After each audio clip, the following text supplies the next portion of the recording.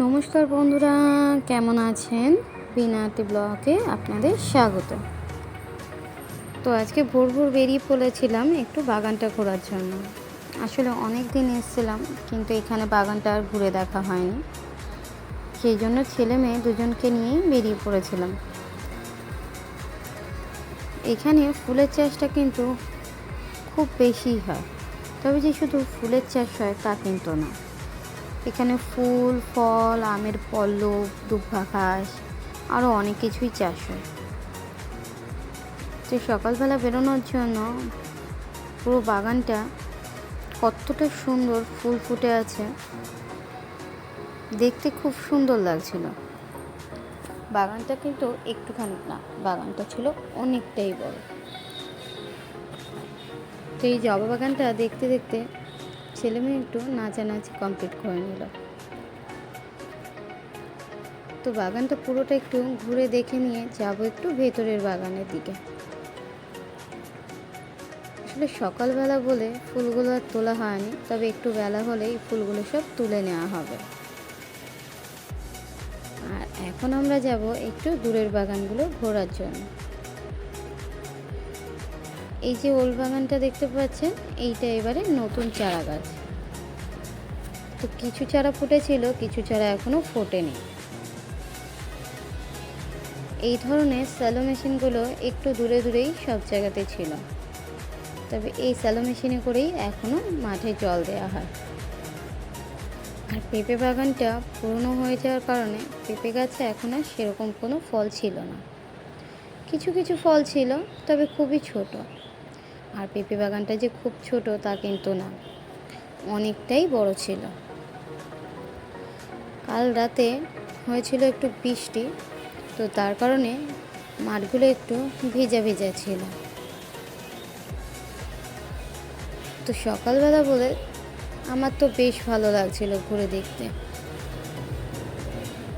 বাড়ির উঠোনটা তো একটু জল দাঁড়িয়ে গিয়েছিল, তবে এখন একটু চাটা খেয়ে নিই আজকে একটু বেরোনোর আছে। এখানে বোনের শাশুড়ি চা বসিয়ে দিয়েছিল, সেই সাথে আমি একটু পাউরুটি সেঁকে নিয়েছিলাম। তো আজকে সকালবেলা এইগুলোই খেয়ে বেরিয়ে পড়েছিলাম একটু বাজার করতে যাব বলে। তো বোন ছেলে মেয়েদের নিয়ে বাড়িতেই ছিল, আমি আর মাসি বেরিয়েছিলাম বাজার করতে। এই বাজারটা সোমবার দিন খোলে। তো বোনেদের এখানে এই বাজারটায় খুব কম দামে জিনিসপত্র পাওয়া যায়। যেহেতু চৈত্র মাস বৈশাখ মাস পড়বে, সেই জন্য বাজারটা এখান থেকেই করে নিয়েছিলাম। একটু দেখাও হয়ে যাবে আর কেনাকাটাও হয়ে যাবে। তো মাসের কিছু ব্লাউজ কেনার ছিল, তার জন্যই বিশেষ করে এখানে আসা। এইখানে আসার পর এখানে যে শুধু জামা কাপড় পাওয়া যায় তা কিন্তু না, এখানে সব ধরনের জিনিস পাওয়া যায়। জামা কাপড় থেকে শুরু করে ঘর ডেকোরেশনের জিনিসও পাওয়া যায়। আর হাটটা ছিল খুবই বড়। এইটা ছিল একটা পাইকারি মার্কেট। এখানে পাইকারি দামে নিলে জিনিসের দাম আরও কম, আপনি লুজও নিতে পারেন। মাসি যে প্লেন ব্লাউজগুলো নিয়েছিল, সেই প্লেন ব্লাউজগুলোর দাম ছিল শুধু 25 টাকা। আর প্রিন্টের যে ব্লাউজগুলো ছিল তার দাম ছিল 65 টাকা। তো এখান থেকে কিছু ব্লাউজ নিয়ে নিই, আমি ততক্ষণে হাটটা একটু ঘুরে দেখে নিই আর কিছু কেনাকাটাও করে নিই। তো এইখান থেকে আমি নিয়েছিলাম কুর্তি, প্লাজো, টপ আর টুকিটাকি জিনিসপত্র। এখানে বেনারসির কালেকশন ছিল কিন্তু প্রচুর। প্রত্যেকটা দোকানেই কম বেশি বেনারসি আছে, আর প্রত্যেকটার কালার কম্বিনেশন ছিল আলাদা আলাদা। খুবই সুন্দর দেখতে লাগছিল বেনারসিগুলো। এখানে যে লং কুর্তিগুলো ছিল তার দামও কিন্তু খুব বেশি একটা ছিল না, কমই ছিল, ওই 500, 600, 700 এরকমের ভেতরে।